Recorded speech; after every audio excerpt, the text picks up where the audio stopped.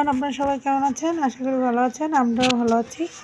ওই যে দেখতে পাচ্ছেন, ওই যে একটা ভদ্রলোক, ওই যে ভদ্রলোকটা আজকে দুষ্টামি করে ঝগড়াঝাটি করে গাছে উঠে মনের আনন্দে হাওয়া খাচ্ছে।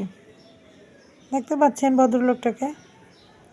ভদ্রলোকটা বাসায় অনেক অশান্তি চেঁচামেচি করে এখন শান্তির উদ্দেশ্যে গাছের উপর উঠে হাওয়া খাচ্ছে। দেখতে পাচ্ছেন ভদ্রলোকের তামসা। গাছের উপরে উঠে নিজের শান্তি খোঁজার চেষ্টা করছে।